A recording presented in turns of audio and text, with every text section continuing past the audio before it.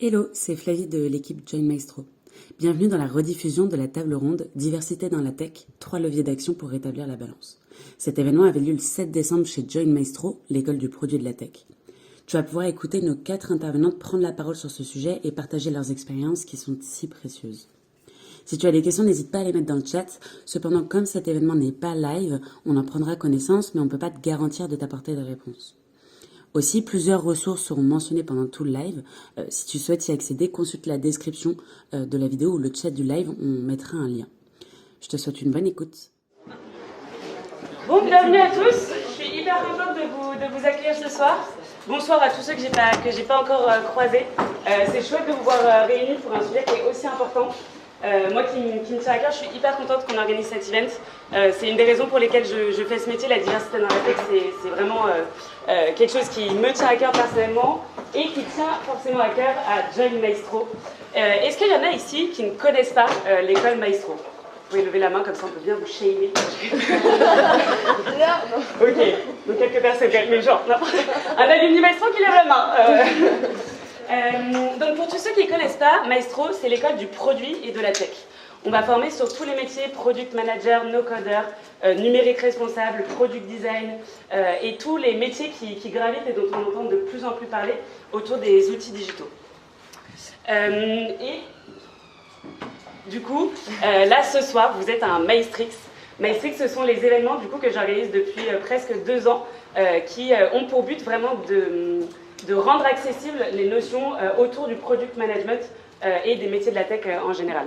Et du coup, c'est un rendez-vous qui est tous les mardis de midi à 13h en ligne, ce qui n'est pas du tout le cas aujourd'hui, mais de temps en temps, on essaie de faire des moments en présentiel pour se rencontrer, pour parler, pour se échanger, pour créer du lien pour plus tard, et puis pour discuter aussi, partager les pratiques comme ça. Mais en général, c'est les mardis de midi à 13h. Et du coup, le but, c'est de prendre 1, 2, 3 speakers qui viennent s'installer avec nous et à qui on va poser plein de questions sur leur job, sur leur manière de faire, sur leurs méthodes, sur leurs outils, sur leurs bonnes pratiques, sur leur expérience, pour qu'on puisse un peu se nourrir de ça et nous, derrière, pouvoir les appliquer dans notre job et tirer un peu des learnings de leurs propres expériences. Donc ça, c'est un peu le but des Maestrix. Alors, qui on a avec nous ce soir dans la salle? Est-ce qu'on a des product managers? Ok, pas beaucoup. Est-ce qu'on a des no-coders? Ah, yes! Une petite majorité sur les no-coders. Des côté market, communication? Ok, un peu. Développeurs? Ok. Est-ce qu'on a d'autres métiers? Pas du tout, que j'ai pas cité parce que j'en ai cité que 4. Designer, bien sûr. UX? Ok, trop cool. Je suis pas dans des cases. Moi je lève. Tu es quoi? Product, UX, Brand manager. Ok. PMO. PMO, ok, cool. Trop bien. Et toi? Sysadmin. Sysadmin? Ok, Ah ouais. trop bien. Bah cool, on a un peu tous les métiers, donc c'est cool, on se rend compte que en fait ça concerne évidemment pas juste les métiers qui sont directement sur des outils tech, mais qu'en fait ça va aller concerner toutes les disciplines, tous les secteurs, tous les départements des rôles dans les entreprises de la tech. Donc Maestro, je vous en ai déjà un petit peu parlé.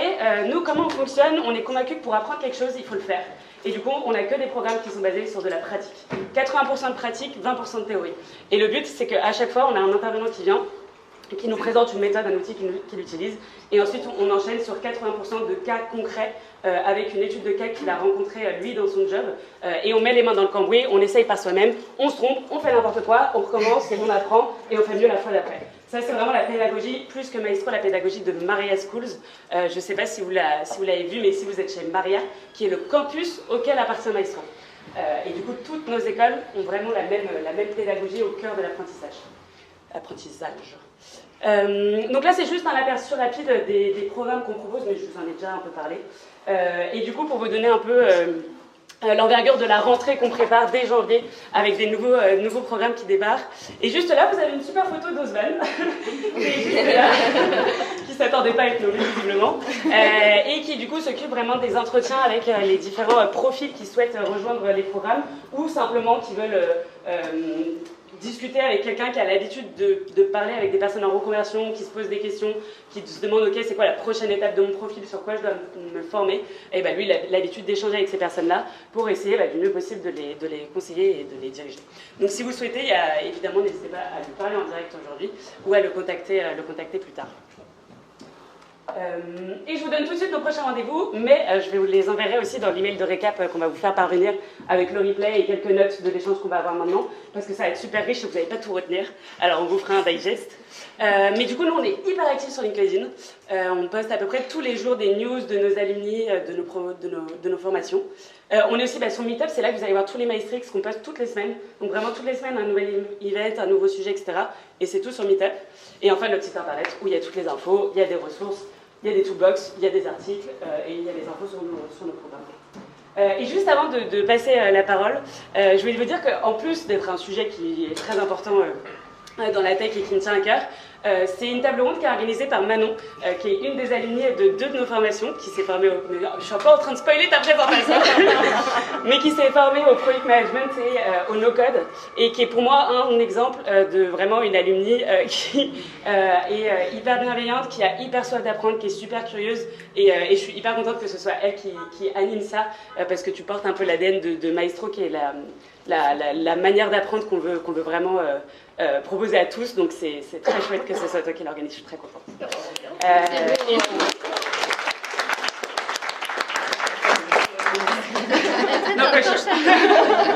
Est-ce que je dois prendre cet outil ou c'est pour après? Là, je pense pas qu'on a besoin. On s'en juste parler fort, et il y a un petit micro qui est juste là pour le replay, donc si... Très bien. Voilà. Ok, très bien, très bien. Ok, bon super, franchement je suis trop contente, il y a beaucoup de gens, je m'attendais pas à avoir autant de personnes, donc je suis déjà très contente que vous soyez tous et toutes ici. Et l'idée c'est que donc là je vais juste introduire brièvement un petit peu le sujet de la lutte contre les discriminations et de la diversité et pourquoi dans la tech, et ensuite on va avoir des beaux échanges du coup avec Carole, Rita et Marty. L'idée un petit peu juste pour vous présenter moi d'où je viens et pourquoi je m'intéresse à ces sujets aujourd'hui. Moi j'ai fait 8 ans d'études en sciences sociales, donc pas du tout dans la tech. Et pour le coup, j'ai toujours travaillé sur la lutte contre les discriminations et contre les inégalités sociales. Et je me suis reconvertie du coup récemment grâce à Maestro. Donc là, je viens de signer mon CDI en tant que Product Builder Impact et Data chez HEC. Donc c'est un peu la consécration. Et c'est un peu la consécration en fait de travailler sur ces sujets et d'avoir amené ça un petit peu et de pouvoir organiser un événement aujourd'hui là-dessus. Si on m'avait dit ça il y a quelques mois, quand je me suis reconvertie, j'aurais jamais cru et j'y serais allée en courant. Donc en fait voilà, ça me fait vraiment, ça me tient vraiment à cœur. Et l'idée c'est que donc de base moi j'étais pas du tout destinée à travailler dans ce secteur et je me suis rendu compte que quand même il y avait certaines inégalités et j'avais déjà des a priori là-dessus, mais du coup le fait de côtoyer aussi des personnes de ce milieu, je me suis dit waouh, mais il y a trop de choses à faire et il y a vraiment des choses à dire. Et ce que je me suis rendu compte surtout, c'est que c'est un sujet, j'ai travaillé pendant 8 ans dessus, et en fait c'est un sujet qui paraît parfois très simple et en même temps qui est à la fois assez vaste et complexe. Et malheureusement, il y a beaucoup de personnes qui ne s'y connaissent pas vraiment, qui prennent la parole dessus. Et je me suis dit, c'est pas possible, il faut aussi parfois se sentir légitime à dire des choses parce que la tech, ça manque aussi de personnes qui n'ont pas juste des bonnes intentions, mais qui ont aussi parfois une expertise là-dessus et qui peuvent amener du coup des choses qui vont vraiment donner des actions concrètes et des choses que chacun et chacune pourra actionner dans sa pratique au quotidien. Donc l'idée là aujourd'hui, c'est vraiment pas d'être dans une posture qui soit culpabilisante ou autre, mais c'est quand même d'avoir un regard un peu critique, un peu éclairé et en même temps donner des pistes d'action que vous allez pouvoir emmener avec vous. Après, c'est des sujets très vastes, on a tous des niveaux différents là-dessus, donc je pense que si juste vous partez avec des petites graines, de choses à actionner peut-être plus tard, ou que vous allez vous dire « Ah ouais, peut-être ça, je pourrais y réfléchir différemment », ce sera déjà un truc super. Donc l'idée, c'est, la diversité, c'est quelque chose qui est très implanté dans le milieu des entreprises. Juste pour savoir un peu de quoi on parle, c'est essentiellement de la lutte contre les discriminations, c'est juste que dans le milieu des entreprises, on en parle comme ça. Et nous, en tout cas, la façon dont on a décidé d'aborder la diversité, c'est vraiment la diversité au sens large, donc pas uniquement la diversité de genre, comme on le voit souvent, et donc c'est bien la diversité de genre, mais il y a 25 critères de discrimination en réalité, dont l'âge, l'origine sociale, le genre, la situation de handicap ou non, etc. Et donc on a vraiment voulu aborder ça au global, et vous donner des clés qui vous permettent de réfléchir à ces sujets de façon globale. Donc, ce que je peux vous demander peut-être dans un premier temps, c'est des questions un peu obvious, mais qui parmi vous, en fait, est pour la diversité, donc comme on l'entend, sont 25 critères, et aimerait que les doigts soient... J'aime pas la guerre. Est-ce que vous pouvez lever la main, s'il vous plaît? Faites l'exercice, même si, voilà. Ceux qui ne lèvent pas la main, c'est dehors. Non mais voilà, en règle générale, tout le monde est assez d'accord là-dessus. Et du coup, on est d'accord que peu de personnes sont censées être contre. Donc là, si je vous demande quelles sont les personnes que ça n'intéresse pas ou qui sont contre, levez la main. Ils sont pas là. Donc voilà, là, une deuxième fois. Mais du coup, l'idée, c'est de se dire aussi, finalement, partant de ce constat, est-ce que vous pouvez lever la main celles et ceux qui ont déjà mis en place, que ce soit dans un groupe ou dans une entreprise, des actions qui visaient justement à rendre les choses plus inclusives et plus diverses? Ok, déjà c'est bien, merci, c'est cool. Mais c'est vrai que du coup, on se rend compte qu'il y en a un peu moins. Et finalement, si je voulais vous faire juste réaliser ça, c'est aussi que ces sujets, ils ne demandent pas simplement des bonnes intentions. Vraiment, d'ailleurs, Carole en a parlé dans un podcast récemment que j'ai beaucoup aimé, où elle disait l'enfer est pavé de bonnes intentions. Et c'est vraiment des sujets sur lesquels on peut faire pire que mieux très facilement, parce qu'avoir de la bonne volonté, ça ne suffit pas. Et en fait, c'est vraiment pas des sujets sur lesquels on va se dire que la volonté fait tout. Au contraire, c'est vraiment une question de, au-delà d'avoir l'intention, c'est comment est-ce qu'on va le faire et comment est-ce qu'on va bien le faire. Donc c'est quelque chose qui est assez important, et c'est limite la seule chose que je voudrais que vous reteniez ce soir. C'est qu'il ne suffit pas d'avoir des bonnes intentions, ça tout le monde en a, et rares sont les personnes qui sont contre ces sujets, surtout de nos jours, surtout dans une entreprise où c'est hyper important pour la marque employeur, etc. Mais c'est vraiment de se dire comment est-ce qu'on peut le faire bien en fait. Et finalement, il y a beaucoup d'entreprises, de formations, de secteurs qui aimeraient être plus inclusifs, mais il y en a peu qui parviennent à mettre vraiment des choses en place, à avoir des vrais indicateurs et des vraies politiques. Et l'idée, c'est aussi de se dire comment est-ce qu'on peut essayer de réfléchir à ces sujets un petit peu différemment, et éviter au maximum les fausses bonnes idées qui font des effets vraiment pire que mieux. Et pour le parallèle, il y a beaucoup de personnes là qui travaillent du coup dans la tech. C'est comme vouloir en fait construire un produit numérique. On ne s'invente pas en fait product manager ou développeur ou développeuse. Si on veut construire une maison, on ne va pas s'inventer maçonne ou électricien ou électricienne. L'idée c'est vraiment, il y a des gens dont c'est le métier. Il ne faut pas hésiter à reconnaître l'expertise là où elle est, aller la chercher. Parce qu'avoir l'idée d'une maison c'est bien, mais par contre la construire c'est autre chose, quoi. Donc là c'est important aussi de se dire j'ai des bonnes intentions, mais comment est-ce que je peux faire pour que finalement pas tomber dans des biais et faire ça au mieux. Donc voilà, mon but ce serait vraiment que c'est le premier événement que j'organise en fait. Donc hier je me suis dit oh my god, je me suis dit mais qu'est-ce que tu fais en fait, pourquoi tu fais ça? Je me suis dit bon, qu'est-ce que ça pourrait être le big fail et qu'est-ce qui fait que ça pourrait bien se passer? Je me suis dit, même si on est 5, s'il y a juste mes potes qui sont venus pour me donner de la force, tout ça, et qu'on n'est que 5, qu'est-ce qui pourrait être bien et qu'on pourrait dire c'est le minimum viable product, on a ce qu'il nous faut pour repartir? Ce serait juste que ces 5 personnes repartent avec une petite graine qui a été semée et qui fera qu'à un moment donné, vous vous direz, plutôt que vous dire, j'en sais rien, par exemple, c'est bon, j'abandonne d'essayer de travailler avec des femmes, des personnes racisées, des personnes en situation de handicap, ou tout ce genre de choses qui se disent, c'est trop compliqué, ça me coûte trop d'efforts. Ou si vous entendez quelqu'un dire ça, peut-être dire à la personne, ou à vous-même, attends, on va se poser 5 minutes, peut-être que c'est un peu plus compliqué que ça. Et de la même façon que quelqu'un qui se dirait, je vais construire une maison ou lancer une application, un product manager ou peut-être un maçon ou une maçonne lui dirait, par contre, en fait, c'est un peu, il y a d'autres enjeux que tu sous-estimes peut-être, qu'il va falloir prendre en considération. L'idée, c'est que vous ayez juste ça en tête, ce cadre-là, et que vous sachiez dire, peut-être que cette personne dit potentiellement des choses qu'elle ne connaît pas, ou peut-être que moi-même, je m'embourbe dans un sujet que je ne connais pas, et avoir un petit regard critique, un petit peu de recul. Donc juste pour que vous compreniez aussi pourquoi est-ce qu'on parle de ça en termes de data, il y en a énormément. Et d'ailleurs, dans les articles, dans ce que vous aurez à la fin de l'événement, par mail, il y aura justement pas mal de ressources, parce que de la data, il y en a énormément, il y a beaucoup d'études sur le sujet. Nous, on est plus là pour parler de façon opérationnelle, qu'est-ce qu'on peut faire. Mais il faut savoir que il y a seulement 30% de femmes qui sont dans le domaine du numérique. Et seulement 10% des startups sont fondées par des femmes. Et surtout, il y a 46% des personnes qui ont postulé dans des startups dans la tech qui estiment avoir été victimes de discrimination. Donc même si on pense que les choses évoluent sur ces sujets, etc., il y a quand même encore du gros travail à faire et toute discrimination confondue. Et finalement aussi, pour que vous compreniez quel est notre positionnement, et après je vais laisser la parole à de super speakers, nous là, l'idée c'était vraiment de vous donner des clés, des petits raisonnements que vous pourrez actionner. Mais on n'est pas du tout là pour parler est-ce que les discriminations existent, est-ce qu'elles sont vécues, etc. On part vraiment du principe que c'est vécu, c'est vrai, c'est légitime. Parfois, les personnes doutent un petit peu, donc c'est comme vos utilisateurs et vos utilisatrices de vos produits digitaux, parlez aux gens en fait. Si vraiment vous êtes quelqu'un qui estime être peut-être, et c'est un peu le but aussi, se rendre compte que parfois on a certains privilèges, le but c'est d'en prendre conscience et de se dire moi je vois pas en fait les couleurs, je vois pas la différence, moi ça me choque pas quand j'entends un podcast et que c'est fait que par des hommes, je me pose pas la question, tout ça, c'est typiquement qu'il y a un enjeu. Et si vous voulez comprendre un peu mieux, parlez aux gens autour de vous. Dites aux personnes, aux femmes, j'en sais rien, par exemple dans votre équipe, aux personnes qui ont une religion qui la cache peut-être, une orientation sexuelle qui vont pas oser avouer, etc. Dites-leur finalement qu'est-ce que tu ressens toi? Et est-ce que tu as déjà ressenti, je sais pas, un syndrome de l'imposteur, des choses comme ça? Est-ce que par mes propos, je t'ai déjà blessé? Est-ce que dans l'équipe, tu t'es déjà senti pas safe? Et ça, c'est vraiment des choses que vous pouvez demander aux gens. Donc n'hésitez pas si vous doutez, c'est ok, mais genre parlez aux gens. Et voilà, nous, on va vraiment se concentrer sur le côté actionnable et un petit peu réflexion qu'on peut avoir autour de tout ça. Donc voilà, on va y aller.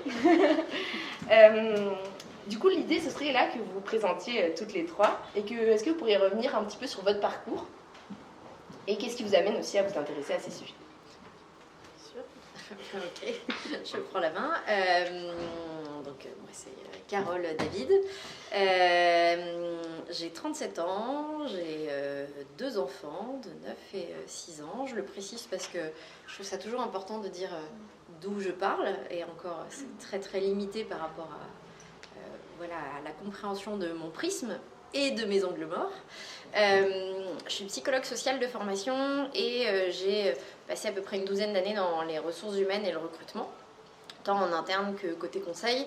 Et j'ai passé les 2 dernières années en freelance dans une exploration de plein de sujets que j'ai appelé les tentages de trucs, ou le tentage de trucs, et qui m'a permis d'aller explorer plein d'autres sujets que le recrutement et qui m'a permis une immersion un peu par hasard dans la communauté No Code, au sein de laquelle j'ai trouvé des copains, des copines maintenant, dont plusieurs sont ici, et ça me fait vraiment très, très chaud au cœur, dans laquelle cette communauté, je me suis sentie bien, et pour autant qui m'a généré des questionnements quand j'entendais dire que le no-code c'est facile, que le no-code c'est accessible, que ça va générer une espèce de diversité magique et un afflux de personnes qui sont d'habitude éloignées de la tech. Et cette petite chanson, j'ai commencé à la questionner, à la critiquer, à essayer de prendre la parole au sein de la communauté, et j'étais très agréablement surprise que des personnes réagissent et certains ou certaines surprises, c'est toujours le cas, des personnes qui ne sont pas d'accord et qui pensent que c'est déjà quand même vachement bien par rapport à d'autres communautés de dev, de communautés tech. Mais n'empêche que depuis à peu près 1 an et demi, il y a quand même une réflexion que j'ai peut-être commencé à initier, mais aujourd'hui qui est partagée par plein de gens, dont Manon, et du coup qui m'a donné l'occasion d'aller me poser vraiment de façon presque en mode recherche sur ces sujets-là, pour essayer de trouver des pistes et des leviers, et pas rester juste dans le constat et la critique. Et là, depuis tout à fait récemment, j'ai repris un job en recrutement, mais avec toujours cette réflexion autour de la diversité notamment, et je viens de rejoindre Murphy, qui est une entreprise qui répare des appareils électroménagers et reconditionne des appareils pour éviter de générer des déchets électroménagers. Très bien, merci beaucoup. Trop bien, merci Carole. Bonsoir tout le monde, si on fait dans l'ordre du coup. Moi je m'appelle Rita et je suis directrice produit chez Payfit depuis un peu plus d'1 an maintenant. Et pour reprendre l'expression d'où je parle, moi je suis née et j'ai grandi au Maroc et je suis venue en France après le bac, j'ai fait mes études là et j'ai eu mon premier job là, je suis restée, j'ai failli être prof de philo. Et puis en fait, j'ai découvert, je voulais pas être prof de philo en vrai. Et même si j'aime beaucoup la philo, et j'ai découvert l'UX design et l'architecture de l'information. Donc à la base, c'est comme ça que je suis venue au produit. Donc je suis UX designer de formation. Je suis un peu tombée amoureuse du métier et du numérique via ça. Et j'ai travaillé dans divers contextes, en start-up, dans le conseil, et puis jusqu'à arriver chez Payfit. Donc j'ai toujours eu un pied à la fois dans l'UX et la research, et un pied dans le produit aussi. Et une des raisons qui a fait que j'ai voulu rejoindre Payfit, c'est le job de product builder. Parce que, bon, c'est une opinion personnelle, mais j'en avais un peu... j'étais un peu lassée de voir comment on faisait du produit avec des rôles très... marqué entre le designer il fait ça, c'est mon ownership, c'est mon territoire, le développeur il fait ça, et je dis le à dessein, il fait ça, etc. Et le product manager il fait ça, etc. Et en fait je découvre un peu le métier de product builder chez Payfit. Et en fait, c'est des gens qui font un peu tout ça à la fois. Et il y a quelque chose dans cette identité mouvante que je trouve hyper intéressante, qui résonne aussi avec la manière dont j'ai envie d'exercer le métier. Et puis, le management, ça m'intéresse. Donc, voilà, c'est là où je me suis dit que j'allais pouvoir m'épanouir. Et pourquoi la question de la diversité et inclusion? Alors moi, je suis typiquement le cas de la personne qui a plein de bonnes intentions et qui pense que ça suffit. Donc, c'était mon premier pas vers diversité et inclusion, c'était ça. C'est en fait, je suis une meuf, je suis arabe, j'ai connu 2-3 galères, donc forcément, je sais de quoi il s'agit. Et en fait, pas du tout. Donc, j'ai découvert en m'intéressant à la question que ça suffit pas d'être intersectionnelle et féministe, etc., ce que je suis par ailleurs, j'ai découvert que j'avais beaucoup d'angles morts. Et en fait, un des points qui m'intéresse le plus dans cette question-là, c'est quelque chose qui résonne beaucoup avec le métier de produit, de la user research, c'est le travail sur les biais. Quand on fait de la recherche, quand on fait du produit, la question de comment est-ce qu'on prend une décision produit est hyper importante. Et on passe notre temps à essayer de dérisquer ça et à essayer de faire de la recherche et d'objectiver et de comprendre et de déconstruire en fait ses propres conceptions. Et en fait, on a le même mouvement dans la question de diversité et inclusion. Donc voilà, intellectuellement, je trouve que le mouvement est super intéressant et puis ça permet aussi de découvrir une nouvelle communauté, d'autres manières de se positionner. Et puis quand on est manager, on se rend compte, en fait, on a un peu un pouvoir magique et aussi une responsabilité par rapport à ça. Comment on évalue les gens, comment on gère la performance en entreprise, quels sont mes biais par rapport à ça quand on recrute. Donc toutes ces questions-là font que j'ai répondu évidemment avec énormément de joie à l'appel de Manon. Mais encore une fois, voilà, je parle d'un point de vue vraiment non expert. Donc je vais vous raconter un peu aujourd'hui ce par quoi je suis passée, mais l'expertise, c'est plutôt de ce côté-là. Voilà pour moi. Merci beaucoup, c'est trop chouette. Bonsoir à tous et à toutes. Moi, c'est Marcy. Je sais même pas comment me présenter. En fait, je fais tellement de trucs, c'est affolant. Actuellement, je suis freelance. J'ai complètement construit mon poste. Je suis inclusion advocate dans la tech. Par les moyens que je prends pour ça, je fais beaucoup de speaking. Donc, vous avez peut-être pu me voir déjà dans des conférences type Devox, France, en Belgique, au Luxembourg, un peu partout. Voilà, je vivote, je fais plein de trucs. Et ce qui m'a amenée à parler de diversité, un peu comme toi, Rita, mais la question de l'intersection.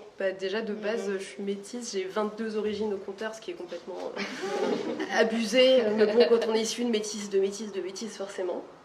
Et puis en plus de ça, je cumule les mandats, c'est-à-dire que j'ai un handicap invisible, je suis LGBT, enfin bref. Donc à la fin, on finit par avoir une vision de la vie qui est très plurielle. Et cette vision de la vie, j'ai pu me confronter à ça quand j'ai intégré We Love Dev, qui est un média que vous connaissez peut-être, qui est en fait un média et aussi plateforme de recrutement. Et donc moi, j'étais en charge à ce moment-là de créer la ligne éditoriale de tous les contenus qu'on pouvait créer ensemble dans cette équipe-là, pour faire la promotion de la marque employeur. Donc beaucoup de responsabilités, on s'entend bien, sur qui sont les intervenants, quelle est l'audience, est-ce qu'on parle uniquement des développeurs, développeuses, quid du développeuse, quel fut ce challenge pendant 2 ans. Et donc je me suis retrouvée à être complètement biaisée à force de parler typiquement toujours aux mêmes personnes. C'est-à-dire des développeurs la typologie qu'on connaît, donc blancs, hétérosexuels, issus de parcours classiques, écoles d'ingénieurs, etc. Et quand je me suis rendu compte que moi-même, j'avais écarté de mon audience en fait, la diversité, je me suis dit, ça suffit pas du tout en fait, d'être dans l'intersection, exactement comme toi. Et donc voilà, ça a été mon cheval de bataille et ça l'est encore aujourd'hui. Donc j'agis auprès de différentes entreprises, notamment sur les questions de recrutement et de marque employeur, et je les accompagne aujourd'hui en indépendant, en créant des lignes éditoriales qui sont réfléchies en ce sens-là. Donc ça pose beaucoup de questions, forcément, quid de l'inclusif, le point médian. Enfin voilà. Encore une fois, une bonne intention qui exclut des gens, les personnes dyslexiques. Enfin, donc, du coup, on finit par développer plein de petits réflexes. Donc je pense qu'on pourra développer ces points-là par la suite. Mais voilà ce qui m'a amené jusqu'ici et à l'appel de Manon. Trop bien. Trop bien. Bah, merci beaucoup pour votre présentation. Et c'est chouette, ça montre que vraiment le but aussi, c'était de présenter un panel assez divers de personnes avec des backgrounds différents et aussi des positionnements différents et des postes différents pour se rendre compte comment est-ce qu'on peut aborder tout ça. Et j'aime bien, dans vos 3 présentations, il y avait quand même aussi beaucoup d'humilité. Et limite, c'est un peu ça qu'on aimerait que vous imprégniez, d'avoir cette humilité-là aussi sur ces types de sujets. Et est-ce que, du coup, vous pourriez nous parler un petit peu du rôle qu'a, peut-être selon vous, à la fois la politique RH, mais aussi le management, dans le fait d'implanter en fait, une politique diversité dans une structure, par exemple, ou dans une entreprise? Genre moi demain, voilà, je veux implanter dans mon entreprise une politique et je me dis c'est quoi le rôle un peu de tout ça? C'est marrant parce que chez Payfit, il y a eu plusieurs histoires un peu qui se sont succédées et je trouve que c'est assez intéressant et ça ne m'étonnerait pas qu'il y ait plein de boîtes dans la French Tech qui passent par des phases comme ça. En fait, au début, c'est pas du tout venu du top management, c'est pas du tout venu de l'Exco. Payfit, c'est 3 founders qui ont fait une école d'ingé, qui sont blancs, coucou, bisous, Flo, Guy, et filles. Donc il n'y a pas de souci et ils le savent très bien. C'était pas forcément une préoccupation. C'est venu de personnes sur le terrain qui se sont dit non mais attendez, en fait, dans nos process de recrutement, il y a un souci, dans nos représentations, il y a un souci, et c'est un souci que ce soit pas identifié comme un problème et qu'on n'alloue pas des ressources pour ça. Et donc, il faut rendre hommage aux pionnières, Léa Mendes qui était notre ancienne VP Design et Amal Kezami qui était une ancienne VP Engineering, ont commencé en fait dans leur coin à travailler une roadmap diversité-inclusion pour l'entreprise. Donc dans leur coin, sur leur temps libre, le soir, le week-end, enfin c'est vraiment ça l'histoire. Il y a un podcast super de Léa où elle explique comment ça s'est fait. Et puis petit à petit, à force de convaincre, d'amener des chiffres, de montrer aussi à quel point ça pouvait être intéressant en termes d'innovation, en termes de collaboration, etc., tout ce que ça pouvait amener, finalement cette roadmap s'est construite petit à petit. Et jusqu'à aujourd'hui, donc je vous fais vraiment fast-forward, avoir vraiment une politique diversité-inclusion avec une personne qui a été recrutée pour ça, dont c'est le rôle, qui est identifié, qui a une roadmap, qui lance des initiatives à différents niveaux, au niveau du recrutement. Donc ça, c'était quand même le premier pôle, c'est là où ça commence. Donc les RH, les Talent Acquisition Managers, qui sont en responsabilité du recrutement, ont des formations spécifiques sur le sujet. Sur le sourcing, sur comment on écrit une offre d'emploi, sur le langage inclusif, etc. Et puis ensuite, rentrer dans différentes strates sur le management inclusif, qu'est-ce que ça veut dire, la revue de performance, qu'est-ce que ça veut dire, les formations de managers, comment est-ce qu'on identifie ses biais, etc. Donc Rome ne se fait pas en un jour, mais ça s'est fait comme ça. Et donc ça commence par des gens qui se disent à un moment donné, je peux faire un truc. Et c'est comme ça que ça a commencé chez Payfit, jusqu'à ce que les founders se disent, ah mais en fait... ouais, j'étais colorblind et je pensais pas que c'était un problème. Et en fait, grâce à ça, ils ont vu que c'était un problème. Et aujourd'hui, eux, ils sont super engagés. Donc, parce que aussi, voilà, c'est des gens qui ont envie d'apprendre, qui se remettent en question. Enfin, ça aide aussi. On n'a pas un mur devant soi. Mais donc, faut y aller, en fait. Et si on se retrouve devant un mur, peut-être après, il faut se poser d'autres questions. Mais voilà, un peu. Trop bien, et en plus c'est hyper intéressant parce que Payfit, moi ça m'avait marqué parce que pour une boîte tech et surtout de cette taille-là, d'avoir quelqu'un en interne qui était dédié à la diversité et l'inclusion, ça donnait tout de suite une couleur différente et je me disais c'est assez impressionnant. Et pour avoir postulé en plus chez Payfit sur un poste justement de product builder, on sentait que en fait dans tout le process c'est vraiment pas anodin, surtout quand t'es une femme, que tu te reconvertis, tu sens vraiment que ces questions elles se sont posées. Et ça c'est quelque chose qui est assez rare je trouve. Ouais. Donc c'est bien aussi de se rendre compte que voilà, c'est quelque chose, ça demande de la volonté, c'est pas simple et ça demande une démarche d'amélioration continue et ça se fait voilà, au fur et à mesure quoi. Et toi Carole, comme tu es aussi sur la partie RH, est-ce que tu as des choses à ajouter là-dessus? Oui, alors je trouve hyper intéressant l'histoire de Payfit parce que c'est venu de personnes qui étaient concernées ou en tout cas qui avaient observé les choses et qui... voilà, ont eu l'engagement nécessaire parce que ça a dû être très difficile de lancer le projet. Parfois, heureusement, l'initiative, elle peut venir, en tout cas une volonté de la direction ou des RH, alors parfois contraints par des enjeux légaux, mais à la limite, pourquoi pas. L'idée, c'est de démarrer. Et une observation que j'ai pu faire chez différents clients ou des entreprises dans lesquelles j'ai travaillé, un des démarrages, c'est déjà que les personnes en responsabilité, que ce soit dans la direction, dans les RH, en fait, soient eux-mêmes, elles-mêmes, en position quelque part d'affirmer une forme de diversité. Parce qu'en réalité, on a tous et toutes une chose originale, entre guillemets, qui diffère du reste de la société. Ça peut être une origine sociale, ça peut être le fait d'être parent, ça peut être le fait d'être une femme, le fait d'être LGBT, etc.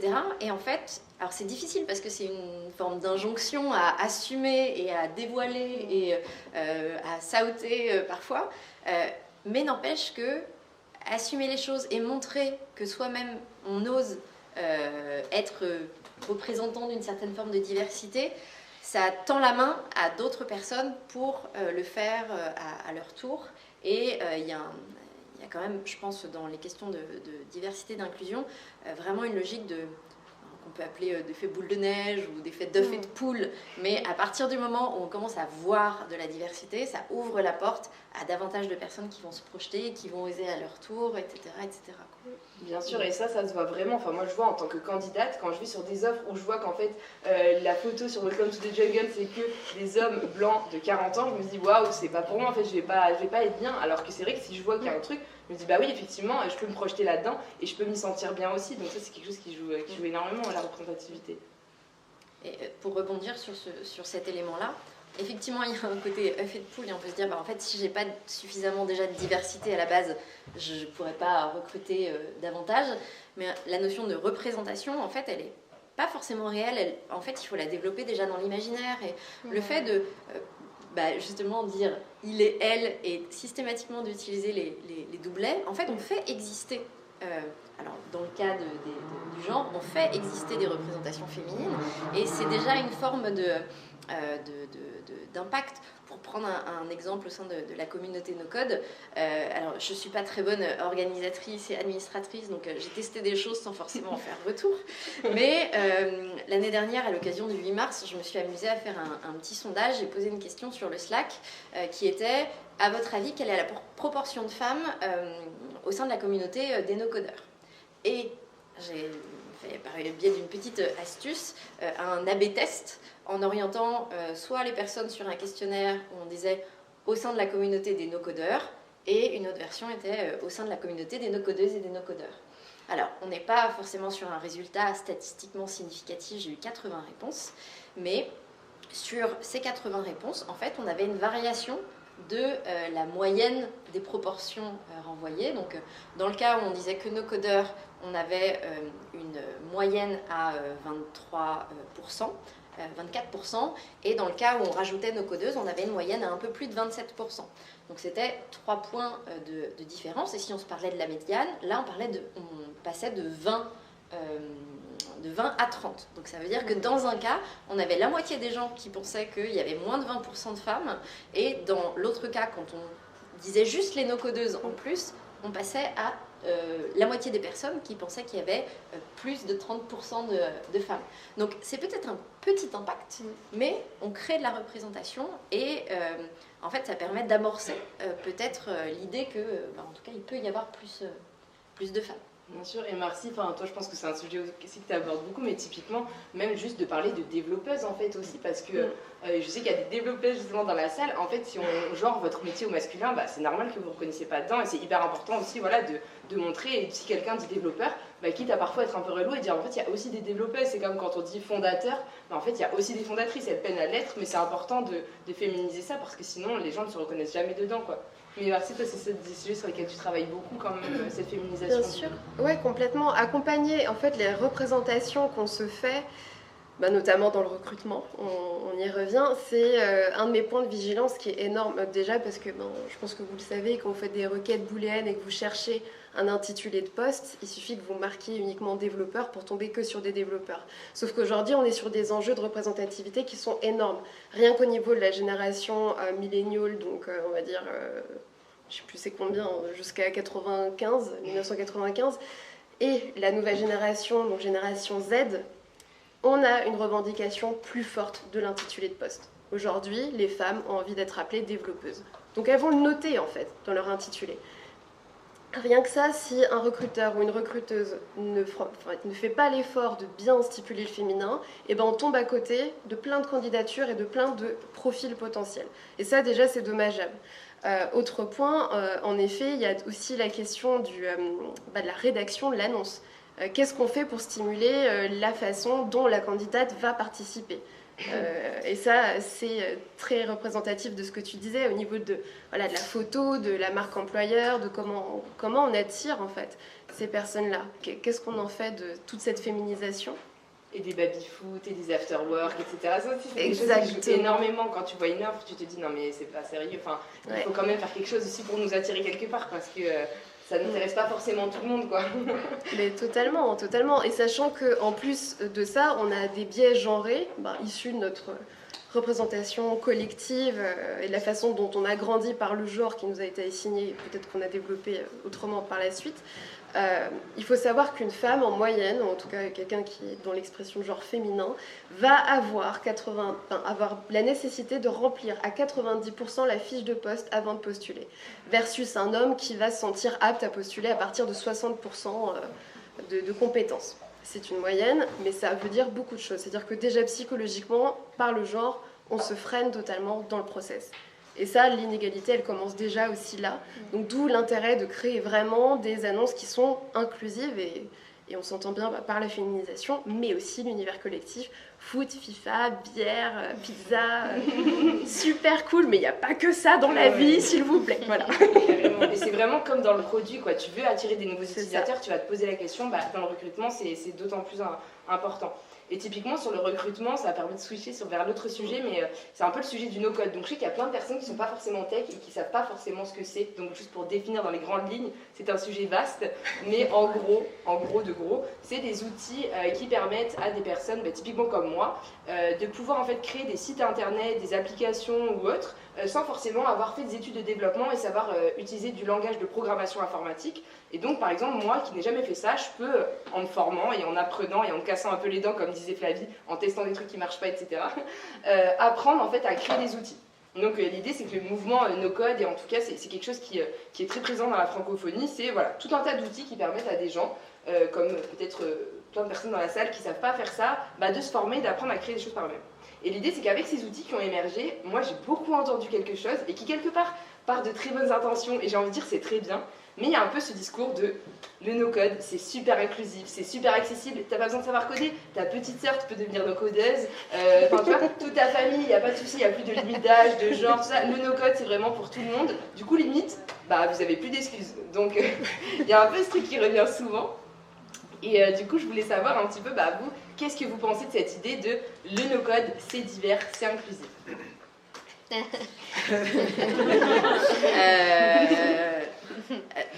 Oui et non.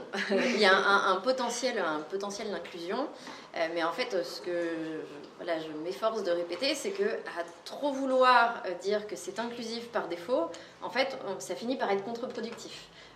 Parce que déjà la notion de facilité elle est très très relative. J'utilise toujours l'analogie avec la course à pied.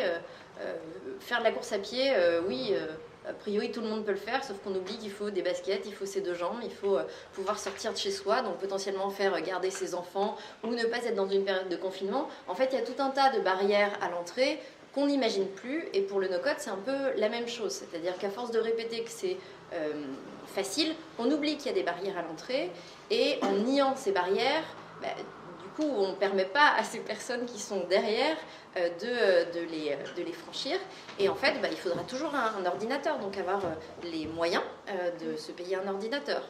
Il faudra toujours pouvoir s'isoler pour travailler dans le calme, ce que une personne qui est dans une famille nombreuse ou un parent ne pourra pas toujours faire. il faudra toujours avoir un câblage intellectuel qui le permet et c'est pas forcément toujours politiquement correct de le dire, mais en fait on n'est pas tous câblés pareil. Il y a des personnes qui auront des facilités peut-être plus ou moins que d'autres et il faut avoir ce type de logique. Donc en fait il y a plein de barrières à l'entrée qu'on a tendance à nier en disant que c'est facile et du coup on ne permet pas de se poser la question de comment on abaisse ces barrières. Donc il n'y a rien d'inclusif par défaut, donc le no-code non plus.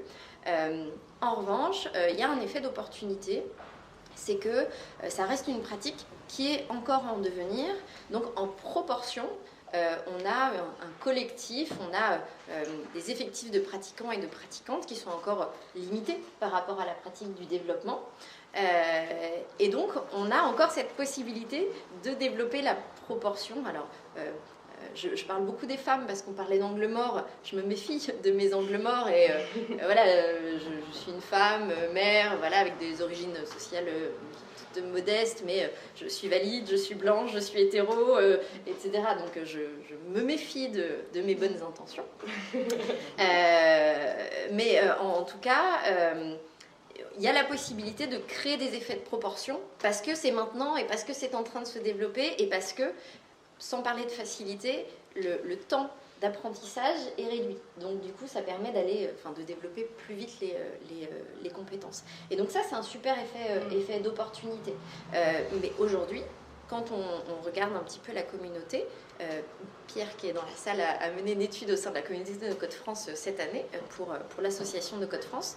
Il y a à peu près, je crois, on doit être à un peu plus de 8 000 personnes sur le Slack de la communauté No Code France. Il y a 375 personnes, je crois, qui ont répondu. On est à 30% de femmes. C'est bien, mais pas top. En fait, si on prend le référentiel, on a tendance à dire qu'il y a 10-15% de dev femmes, c'est mieux. Mais si on prend d'autres études qui parlent des femmes dans le secteur numérique, en fait, on est à ISO. Et quand on regarde par contre les événements dédiés au no-code, les prises de parole, les figures d'expertise, là, en fait, on redescend en termes de représentation. De même que, en fait, il y a quand même une grosse majorité de gens qui sont diplômés. Je crois que c'était 80% de personnes au-delà du bac plus 2. Donc, en fait, on n'a pas une révolution en termes de background.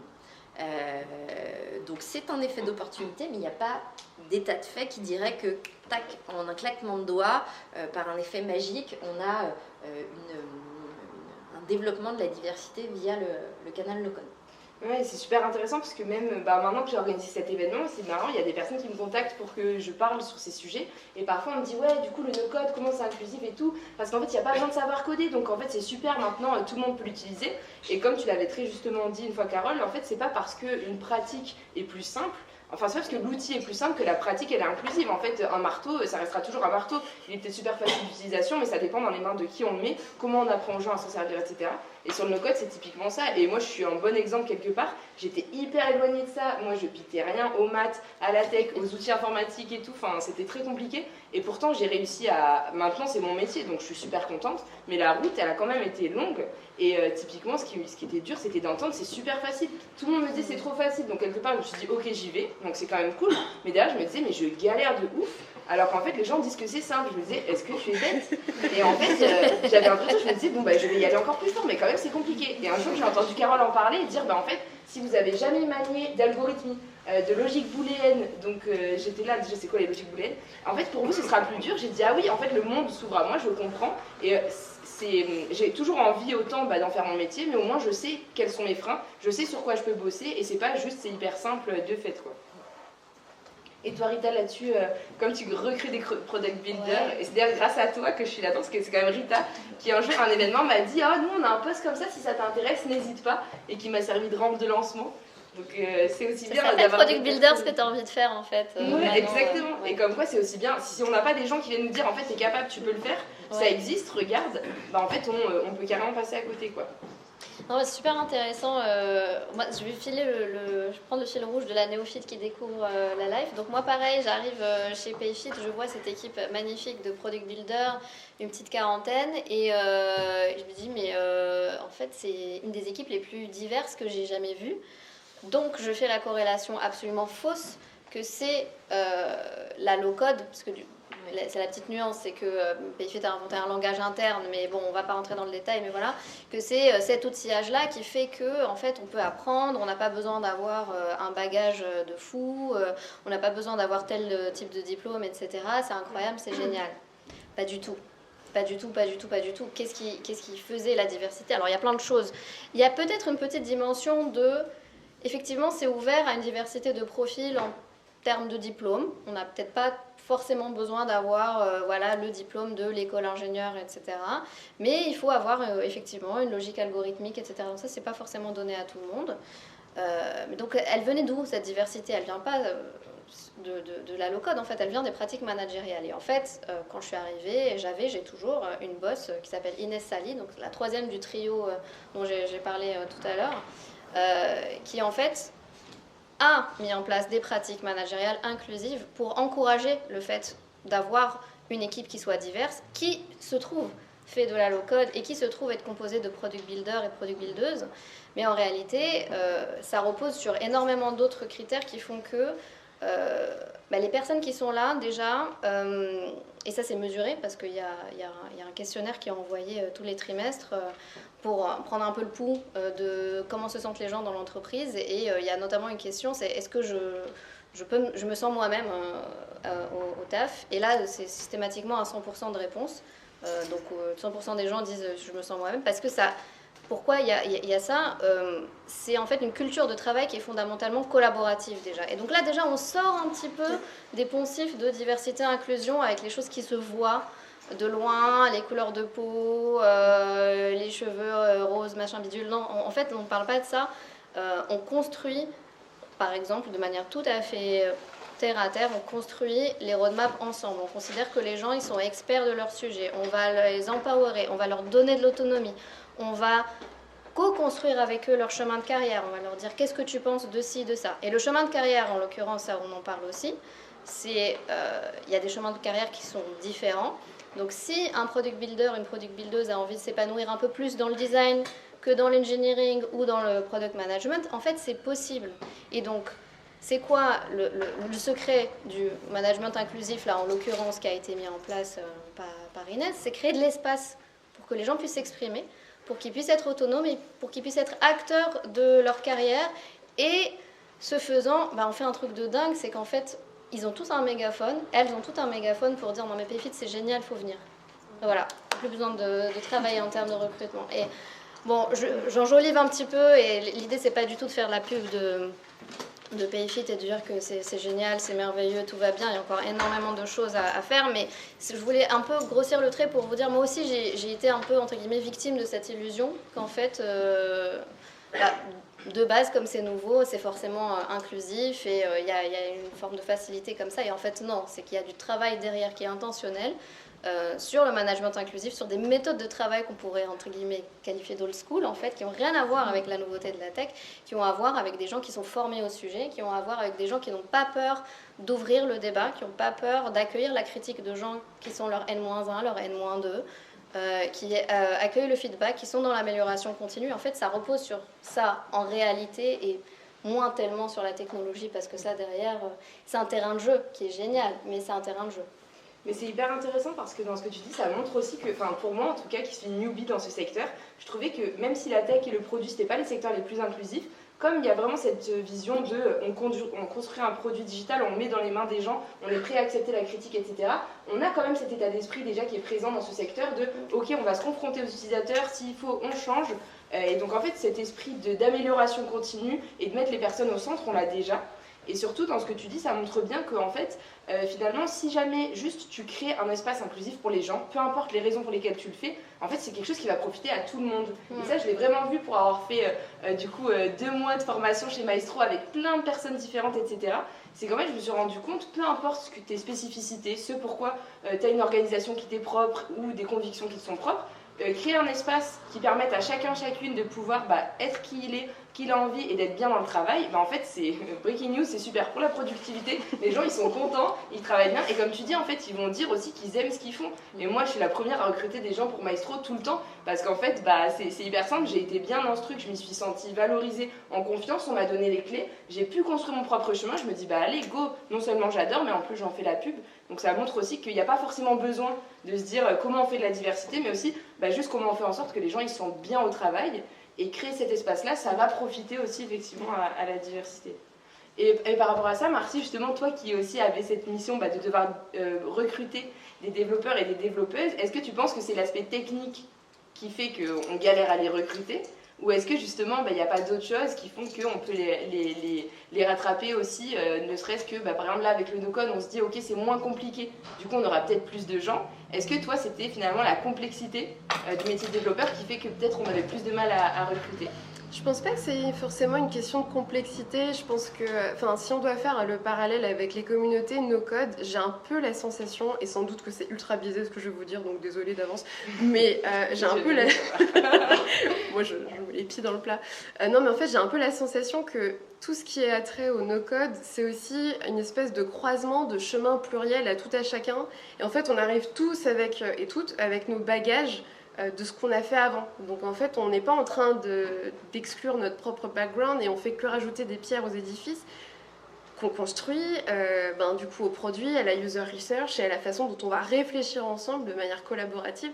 Je trouve que ça, c'est quelque chose que peut-être on n'a pas dans des parcours plus, on va dire, issus de la voie royale, école d'ingé, etc. Peut-être qu'il n'y a pas autant de confrontation de tout, c'est possible. Là où je trouve que le no-code se détache totalement, puisque finalement, si tu arrives et que tu fais un bootcamp de 2 mois, tu vas pas renier ton expérience d'avant. Au contraire, tu vas te dire, ah ouais, tiens, par force d'empathie, c'est vrai que cette personne-là pourrait utiliser le produit de cette manière-là. Quel est le chemin qu'il va utiliser? Quel code couleur va lui parler? Ça, je pense que c'est des espaces aussi d'échange qui font que petit à petit, on a encore plus cette image très, très safe, très collaborative autour du produit. Et c'est là où le no-code tire son épingle du jeu. Peut-être là où c'est plus compliqué avec des développeurs, et j'insiste sur développeurs, du coup, où là, en effet, on est plus sur des synergies, on va dire, masculines, avec des codes plus masculins, avec des codes même de compétition, d'intra-compétition à travers des équipes. Parfois, le management, comme tu dis, peut avoir aussi beaucoup de peine à exister, finalement, puisque tout est assez... centré par l'ego, hélas, et donc oui, egoless programming, tout ça, toujours des bons concepts à avoir en tête, notamment, qui se détachent du no-code pour le coup. Je serais intéressée de rebondir parce que ça m'évoque l'idée que, en fait, c'est pas l'outil, l'important, c'est les comportements. Oui. Et en fait, au sein de la communauté no-code qui grandit, en fait, on peut voir ces types de comportements reproduits à une autre échelle. Avec cette notion, alors là pour le coup que j'ai découvert récemment de gatekeeping, et voilà, de personnes qui sont tellement expertes qu'elles imposent leur expertise et en fait elles tiennent à distance les personnes qui voudraient les rejoindre dans l'expertise. Et il y a aussi dans la communauté no-code des personnes qui sont devenues tellement expertes et experts du no-code que en fait elles sont des postures de rejet, alors plus ou moins officiel, mais qui peut passer parfois par beaucoup de conseils non sollicités et des tu devrais faire ça et quand même à ta place je pense que tu ferais ça. Et en fait on peut avoir des dynamiques initialement inclusives qui reviennent en arrière. J'ai un exemple très concret avec la communauté Notion que j'ai étudiée l'année dernière parce que j'ai été interpellée par la mixité, voire la parité qui existait dans la pratique de cet outil. On a un Discord sur un groupe de discussion et un groupe Facebook. Le groupe Facebook est à 50% de femmes et d'hommes. Et je me suis dit, mais pourquoi ça marche là? Et il y a plein de choses qui marchent. Et il y a notamment, je pense, des parties pris de Notion qui créent un effet de surreprésentation des femmes. Si vous allez voir le site web et que vous regardez les personnages, j'ai compté sur 30 pages du site, il y a 80% des personnages graphiques qui sont perçus comme des personnages féminins. Leur choix d'ambassadeurs et d'ambassadrices, on est à 50%. Les choix de consultants et de consultantes certifiées, on est à 50%. Bref, au sein de la communauté, il y a une grande mixité et un sentiment de bienveillance qui a été affirmé par toutes les femmes que j'ai pu interroger. Et la plupart, de façon indépendante, sans s'être concertées, en pensant qu'elles étaient les seules à penser ça, m'ont dit, par contre, depuis quelques mois, depuis l'arrivée de l'API de Notion, on commence à avoir des comportements de personnes, essentiellement des hommes, donc, là, je le dis à dessein, qui arrivent et d'un coup commencent à dire « Ah, mais quand même, tu créerais pas une automatisation là ? Et quand même, à ta place, pour utiliser le plein potentiel de Notion, parce que quand même, c'est dommage de gâcher, je ferais bien ça. » Et de cette manière, on commençait à créer une espèce d'ambiance qui n'était plus aussi bienveillante et qui créait une espèce d'injonction à l'expertise qui n'existait pas auparavant et qui n'est surtout pas le parti pris de Notion.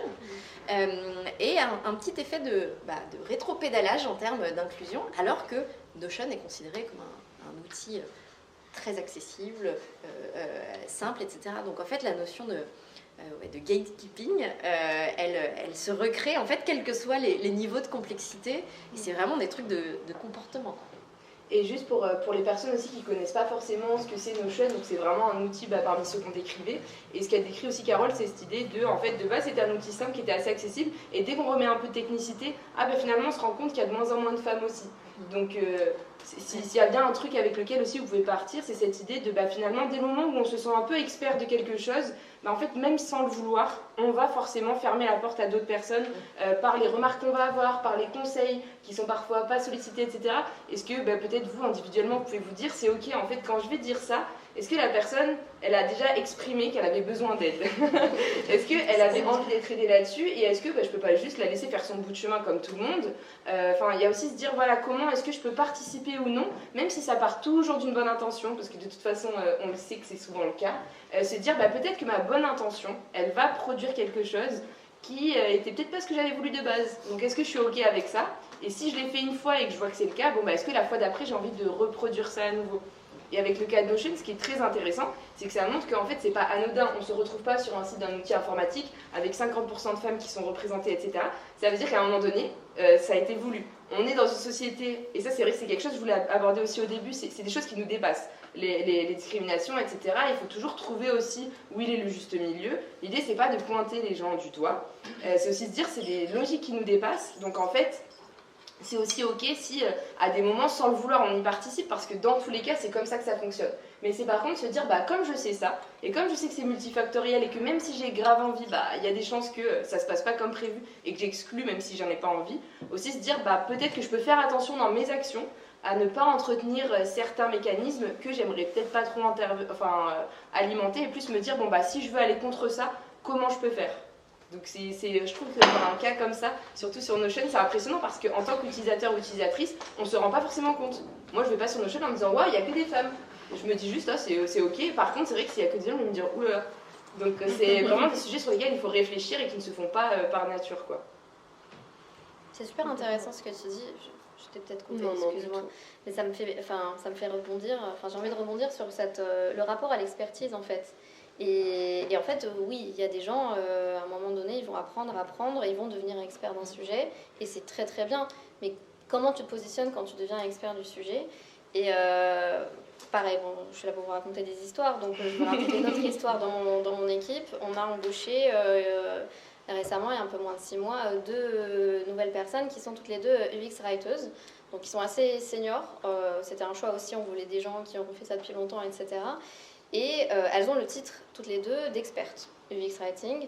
Et leur taf, c'est de travailler avec les product builders pour améliorer la qualité des interfaces sur l'UX Writing. Donc jusque-là, tout va bien. Mais du coup, l'approche qu'on a choisie ensemble et qu'elles incarnent super bien, c'est surtout pas être dans une position de sachante et de prof et de donner des cours et de je vais faire à ta place. C'est de créer des outils pour que les product builders soient en capacité de faire eux-mêmes. Donc de créer des toolbox, de créer des checklists, de créer des cours, des trainings, des choses comme ça. Et en fait, l'expertise, elle sort.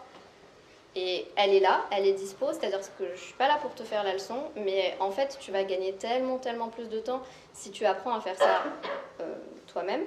Et par contre, tu peux me solliciter sur des choses qui sont vraiment complexes, qui sont un peu dans de la dentelle, sur des choses de positionnement produit où on ne sait pas trop, il faut aller voir avec le légal, il faut aller voir...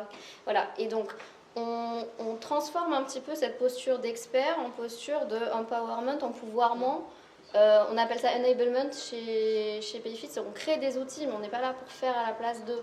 On donne les outils pour que les gens puissent s'approprier en fait. Et je me demande si certains experts dans certaines communautés feraient pas bien aussi de se poser la question de leur positionnement d'expert. L'idée c'est pas de dire que c'est pas bien d'être un expert, au contraire, mais comment tu redistribues ta connaissance et comment tu te positionnes par rapport à des gens qui sont moins sachants que toi.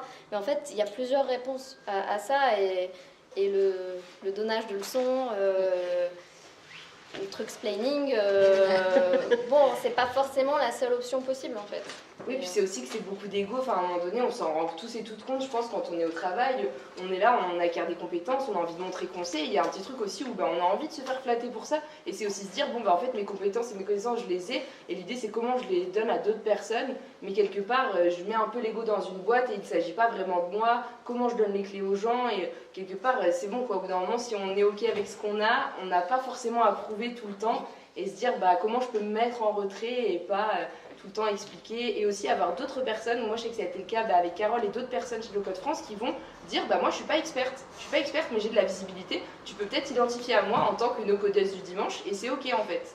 Et ça c'est hyper important. Ouais. Alors on revient à la question des rôles modèles. C'est vrai que j'ai souvent dit au sein de la communauté que je faisais du no-code sans ambition. On a même fait un sujet d'un podcast. Et en fait, on revient à cette question du rôle modèle en disant qu'on voit toujours des rôles modèles de personnes qui sont ultra expertes, qui vivent à l'autre bout du monde, qui, alors pour les femmes, sont souvent mortes, voilà, enfin, dans le dev, etc. Et voilà, Ada, si tu nous entends. Et en fait, on a besoin de voir des personnes comme nous. Je reviens à cette analogie de la course à pied que j'utilise tout le temps. En fait, qu'est-ce qui fait qu'on a chaussé ses baskets pour aller courir? Est-ce que c'est voir Marie-Josée Pérec, pour les vieux et vieilles ou c'est parce qu'on a vu Usain Bolt, ou c'est parce qu'on a notre collègue de la Cogip qui nous a dit « Ah tiens, je vais aller faire le 5 km contre le cancer, est-ce que tu viendrais pas avec nous ?» Et en fait, ça crée une première marche qui est plus accessible. Et en fait, on se dit, super, j'ai réussi à faire les 5 km, est-ce que je ferai pas 10? Et puis peut-être que dans un an, on fera un marathon, et puis peut-être qu'on le fera pas. Et en fait, on s'en fout. Parce que, voilà, il y a des personnes avec plein de niveaux différents. Mais assumons de ne pas avoir d'ambition, de ne pas forcément vouloir expert. Et puis si ça se trouve, le hasard va faire que petit à petit, on va y arriver. Ou pas. C'est clair. Moi, je pense que pour la question des rôles modèles, je suis d'accord avec toi à fond sur le fait de rendre les choses accessibles. Pour autant, je pense qu'il faut de tout. En fait, et il faut vraiment de tout. C'est-à-dire qu'il faut des héroïnes, il faut des combattantes, il faut des combattants, il faut des personnes racisées. Il faut vraiment de tout, en fait. Et je suis d'accord sur l'idée qu'il faut se dire qu'on peut tout à fait avoir un rôle modèle très accessible. Je pense qu'il ne faut pas tomber à côté non plus du côté trop banal. Parfois, on a besoin de discours très motivants aussi pour se dire attends, je peux me laisser cette fenêtre de croyance et y arriver et aller jusqu'au bout de mes rêves. Voilà. Autre point qui est assez intéressant aussi, c'est la question de la représentation des femmes dans la tech. Pareil, Ada, mais stop, non c'est bon. Ben, c'est pas la seule, il y a tellement d'autres rôles modèles qui ont existé. Et d'ailleurs on a un phénomène assez rigolo en ce moment dans le milieu, c'est que ça y est, les hommes ont pris conscience qu'il y avait des rôles modèles tout au long des décennies et des âges, de cultures variées et de couleurs de peau variées, d'orientation sexuelle variée. Alors ça y est, ils commencent à avoir un respect pour ces personnes-là.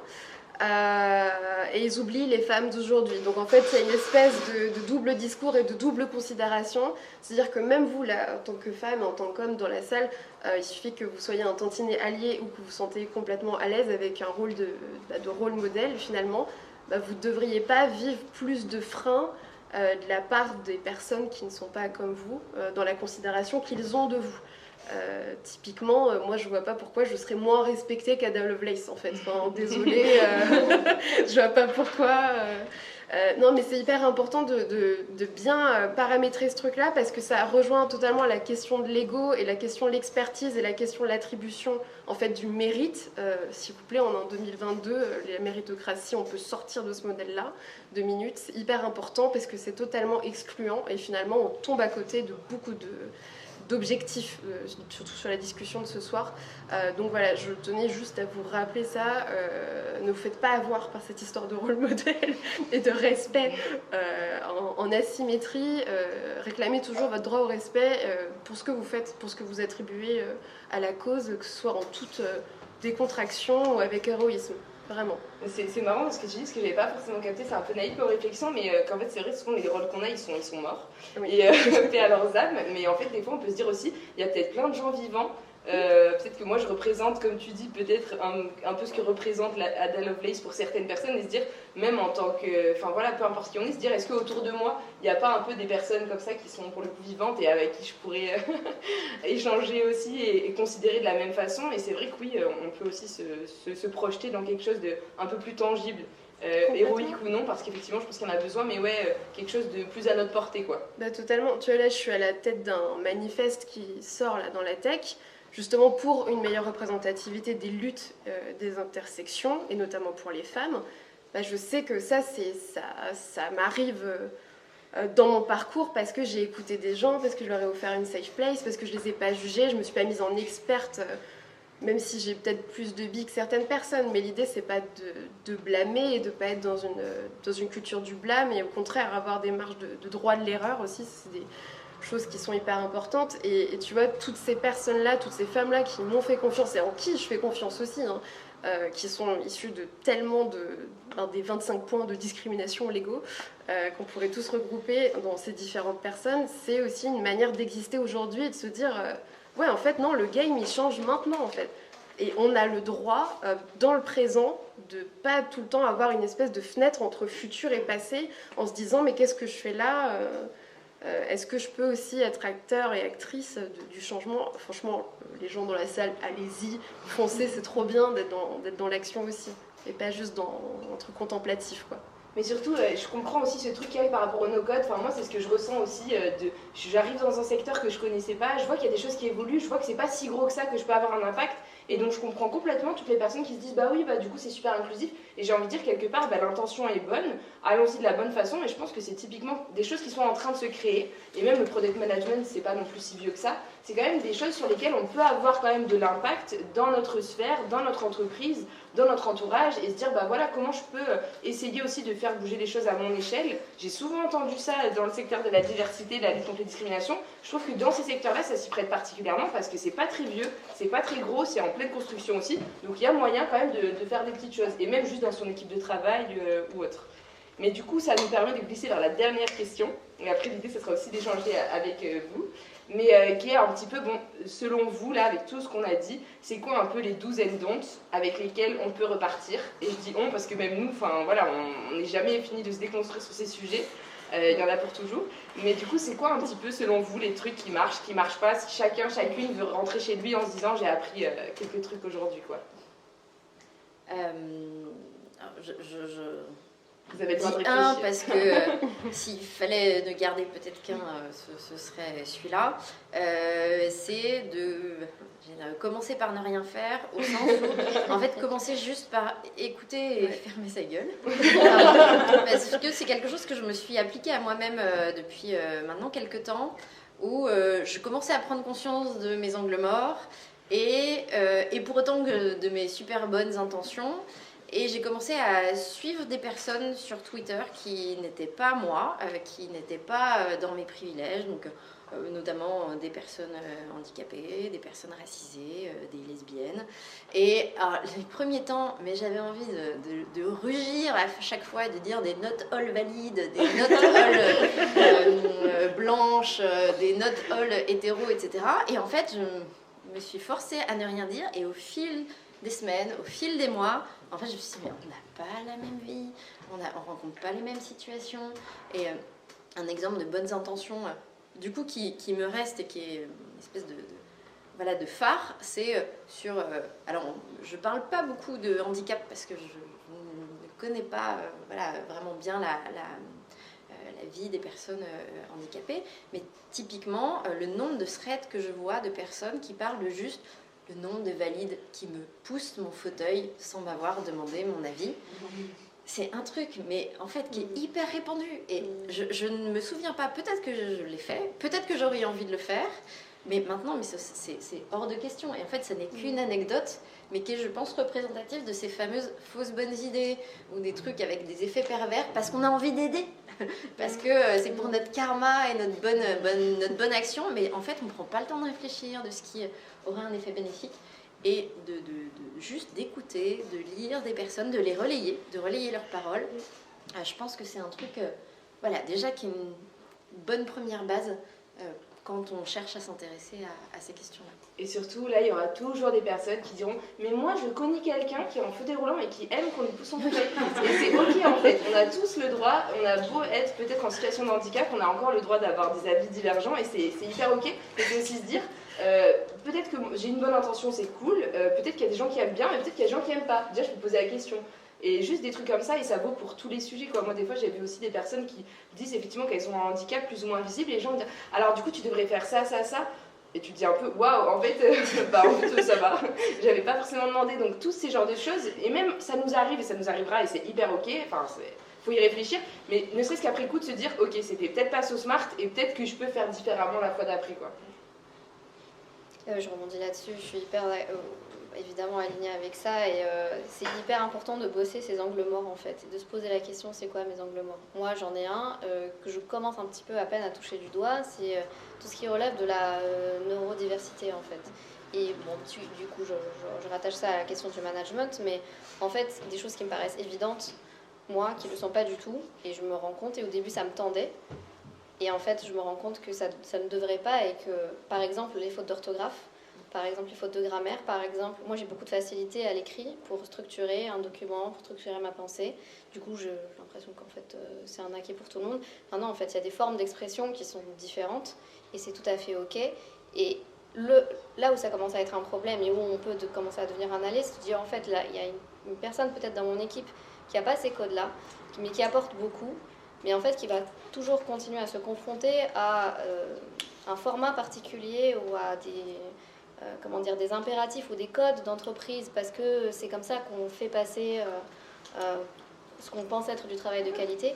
Du coup, comment je peux lui créer un espace pour que sa pensée elle puisse transiter autrement, représentation visuelle, orale, vidéo, enfin voilà, et se creuser un petit peu la tête et ça c'est la deuxième chose sur laquelle je voulais rebondir, en plus de travailler ces angles morts, c'est la responsabilité quand on est manager, quand on est leader, c'est complètement dans ce que tu disais, d'abord fermer sa gueule et écouter, mais créer de l'espace. Et en fait, c'est complètement importé. Et je pense qu'il y a encore pas mal de gens qui ont peur, en créant de l'espace, de perdre en autorité.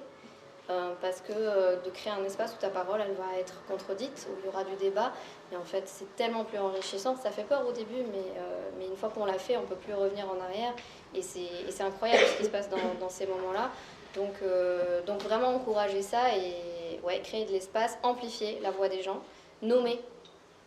J'ai essayé de nommer moi ce soir les personnes, j'ai oublié Sylvia et Elodie, les UX Writers tout à l'heure, mais voilà, c'est super important de nommer, parce que si on revient à l'histoire des rôles modèles, en fait les rôles modèles du quotidien c'est ça.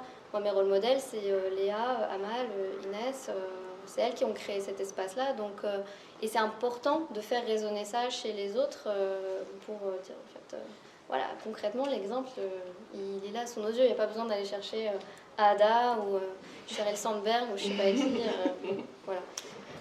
Il y aura encore tellement de choses à dire, mais je vais m'arrêter déjà là là-dessus, sur les do's and don'ts. Mais s'il y en a d'autres qui viennent après, n'hésitez pas. Après, on partagera aussi pas mal de ressources.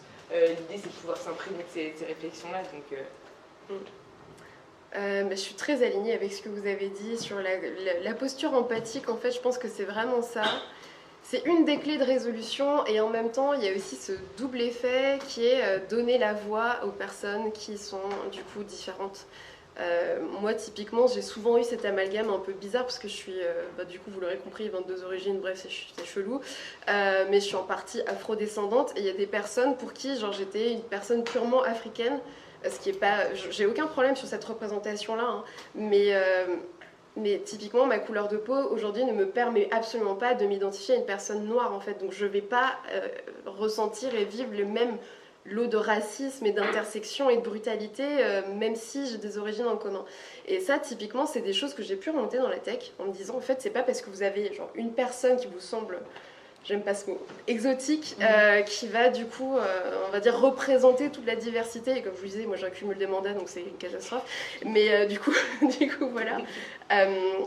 Mais ouais, je pense que donner la voix et donner en fait les moyens aux personnes qui sont du coup de chaque intersection de dire comment elles ont envie d'être aidées, elles ont envie d'être promues, c'est une voie d'empouvoirment et presque de rétablissement de la balance en fait, parce qu'à force d'avoir des inégalités dans la façon dont on fait porter les voix, il y a aussi beaucoup de gens qui sont peinés et lésés dans leur parcours professionnel, et donc ça je pense que ouais, c'est un truc qui a eu un impact aussi énorme quand personnellement j'ai fait la ligne édito de chez We Love Dev, où je me suis dit mais bordel, il faut que j'aille chercher les gens, et il faut que je me mette dans une posture empathique de retrait, il faut que je donne l'espace à ces personnes-là d'exprimer quels sont leurs parcours parfois très compliqués, hein, de bootcamp qui sont mal vus par des personnes qui ont fait des écoles d'ingé, enfin bref, tout un lot d'inégalités qui sont intrinsèques juste dans le fait d'exister. Donc pourquoi pas rétablir un peu plus de justice en donnant la voix à ces personnes-là. Carrément, bah, franchement, je pense que déjà ces trois aspects-là, c'est hyper important, et c'est juste se poser des questions, être dans une démarche de remise en question et d'amélioration continue. Bah, c'est déjà ça, parce que la liste, voilà, elle sera jamais exhaustive, et en fait, il y en a pour toute la vie. Mais ce qui est sûr, c'est que c'est jamais quelque chose où on peut se dire « Ah là, ça y est, maintenant, je suis quelqu'un d'inclusif ». C'est jamais, désolé, mais vraiment, ça n'arrivera pas. Votre boîte non plus, votre famille non plus, votre école non plus, tout. Mais par contre, ce qui est sûr, c'est qu'on peut continuer à se poser des questions. Et le simple fait de se dire « Bah, je me pose des questions », c'est déjà énorme, et ça veut dire qu'on sera en mesure, bah, comme vous l'avez très bien dit, d'accueillir parfois, quand ça va nous être remonté, quelque chose, quoi. Si on ne donne pas la voix à nos utilisateurs pour qu'ils nous disent que notre produit il est pourri, on ne saura jamais qu'il l'est. Bah, c'est pareil, en fait, si on ne demande jamais aux gens comment est-ce qu'ils se sentent, etc., bon, bah, on a peu de chance en fait, que ça faille, mais on a peu de chance aussi de créer un environnement qui correspond à tout le monde, quoi. Et même si j'aimerais ne pas avoir à faire appel à ça, il y a énormément d'études qui montrent que bah oui, faire en sorte que les gens se sentent bien au travail, ça aide, et ça joue aussi sur la productivité. Et c'est aussi un argument qu'il faut savoir sortir parfois que... Capitaliste. Bah oui, c'est vrai, hein, moi pour travailler sur ces sujets dans les grands groupes, des fois je me disais peu importe pourquoi tu fais ça, la marque employeur, l'argent, tout ça, le tout c'est que tu le fasses. Si c'est parce que tu as eu des énormes amendes ou parce que tu as été lynché sur la place publique pour des affaires horribles, soit, fine, mets du budget, fais quelque chose, viens, on fait des choses.